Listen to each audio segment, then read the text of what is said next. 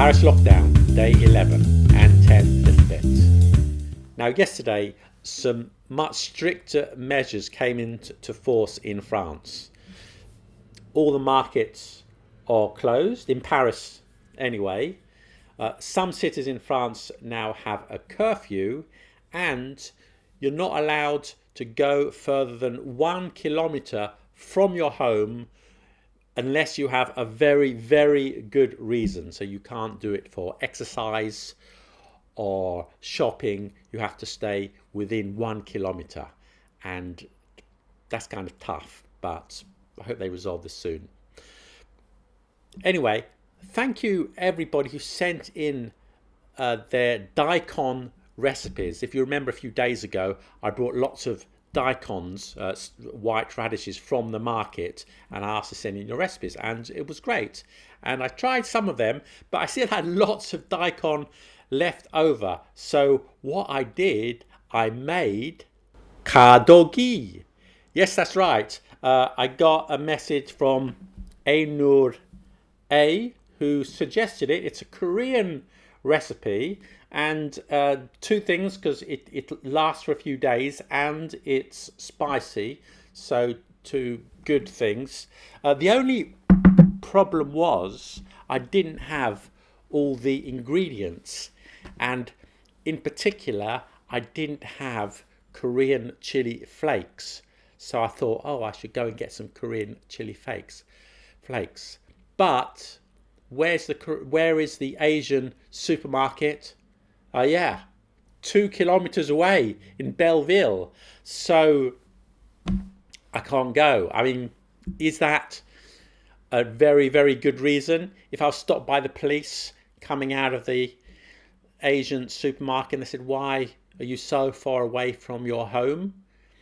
Well, I had to go and get some Korean chili flakes for my pickled daikon recipe. Oh, really, monsieur? 135 euros, please. Okay. So I had to adapt the recipe, but we'll see. Anyway, let's get cooking. Are these? It's broken, I think. What can I do?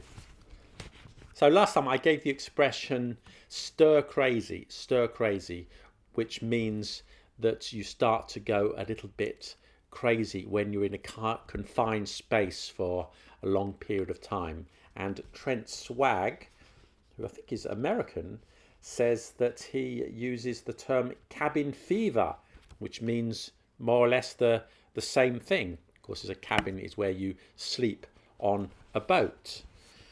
And Erminia, she suggested an idiom. She says that you should give everybody the idiom at arm's length. That's literally, I think, here it's used. You must keep other people at arm's length. So that's about a meter. Is it a meter? I don't know. At arm's length. So during the coronavirus, you must keep your distance. Okay, that's Erminia from Milan. Thank you everybody who sent in questions, by the way. I can't answer them all. I get so many. Also, I like questions that are more general, that could be appreciated by everyone, rather than those that are very, very specific. And I do have some good ones today, so do stay tuned. You're going to learn a lot, I promise you that.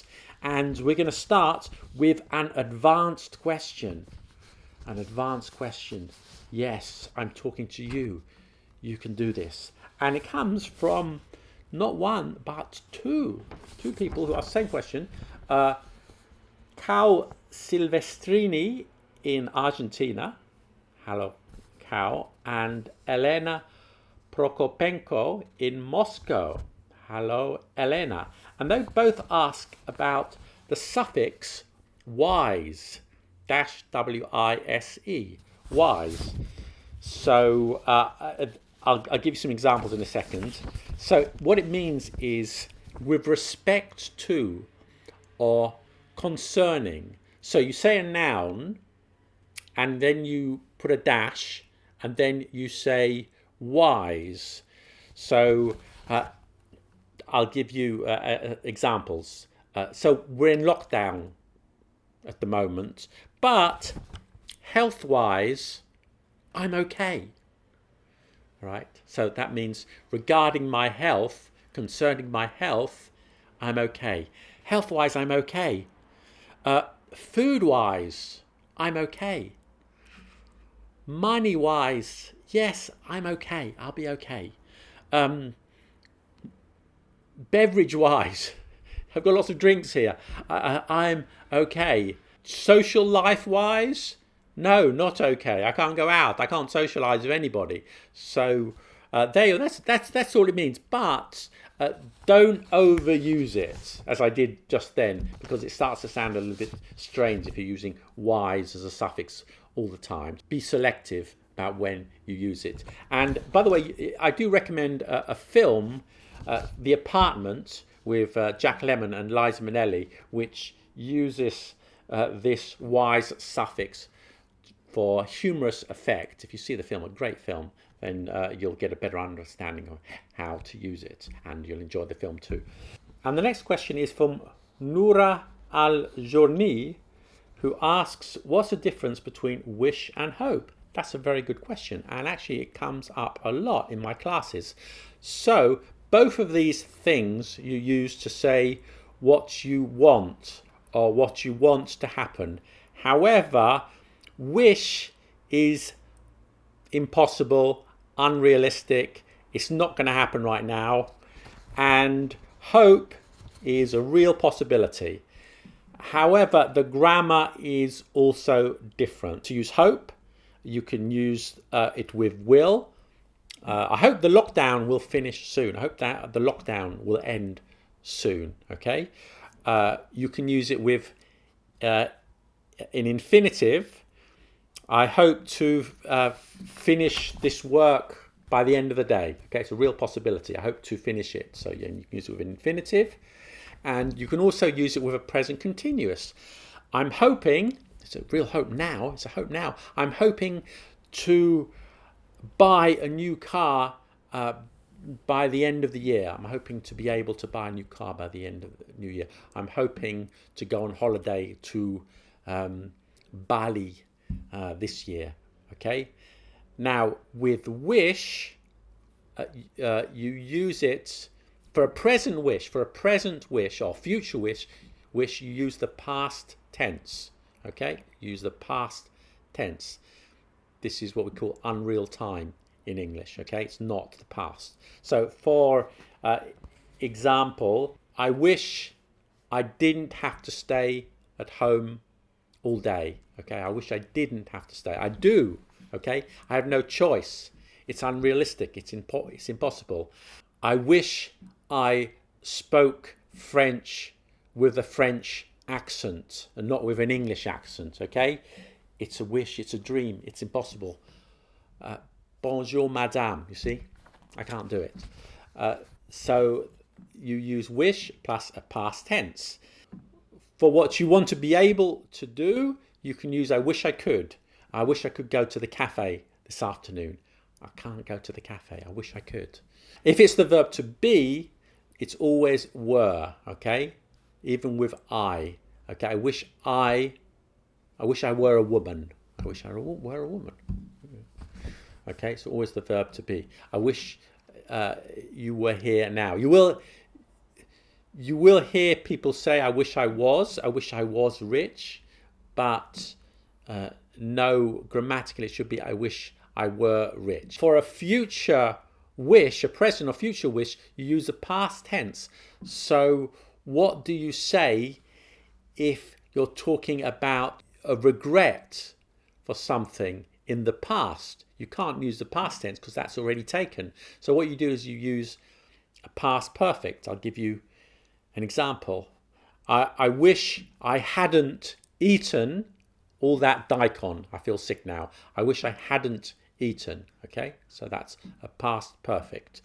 Or I could say, I wish I had stayed in London and not moved to the countryside. Now I live in the countryside, I'm very bored.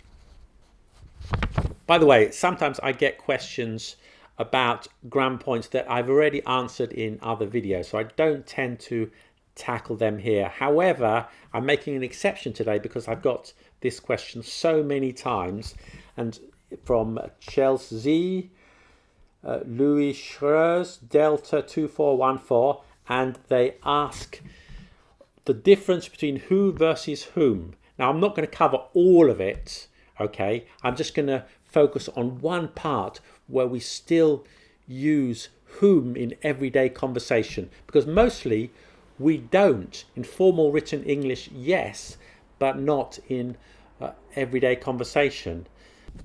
Who do you love or whom do you love? Whom do you love is grammatically correct, but in everyday conversation, almost everybody will say, who do you love?